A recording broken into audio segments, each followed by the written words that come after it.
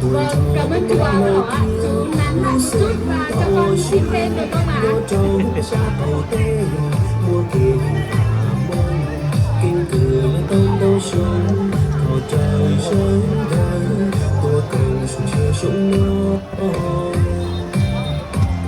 thọ trời sớm đời tuần chỉ biết sống chia biết mong lo kia mua lúa. Vâng, và vừa rồi là chú Hà đến từ Hà Nội đã ủng hộ đội văn nghệ. Xin trân trọng cảm ơn chú.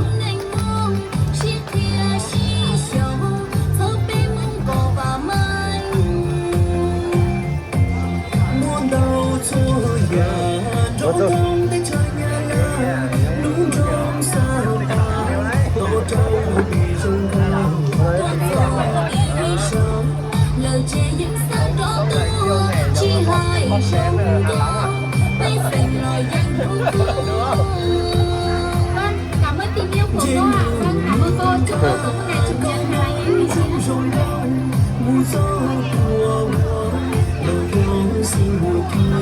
tròn tròn hai tia chỉ mong tiếng có từ mùng gì cả. Vâng, và vừa rồi là cô Chuyên đến từ Hà Nội đã ủng hộ đội văn nghệ. Xin trân trọng cảm ơn cô. Tia chỉ ra lâu xanh nó kia tình nên chia sông trong xuống chia sông mong họ mùa lũ sông trời sai đã tua công nó chia bên trong chỉ nhỏ tuổi sông.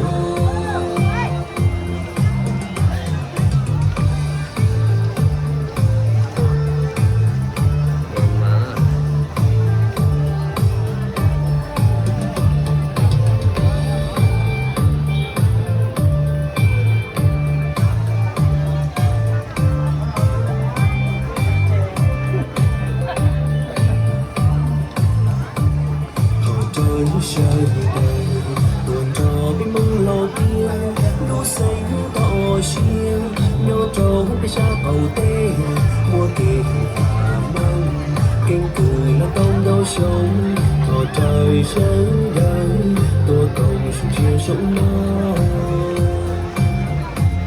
thọ trời sớm đến tuần chỉ biết lối sống chia biết mong lo kia. Cảm ơn cô. Thì mà con nán lại một chút và cho con xin tên được không ạ? Vâng, và mình thì đang lên ở cảm ơn một cô để từ đây nguyên cảm ơn tình yêu của mình dành cho lời đã nghe theo lòng chúc cô có một ngày chủ nhật thật nhiều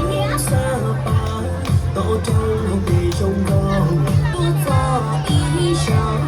Lời chê những sao đó tua chỉ hai sống cao bây phình lời danh hữu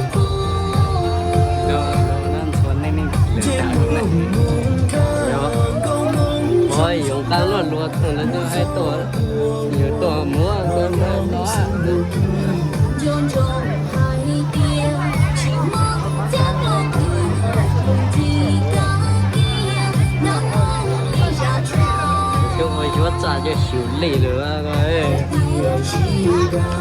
lũ xanh nó kia tình mình chia sông đâu xuống chia sông mong họ mùa lũ sông đời sơ đã tua công nó chia bên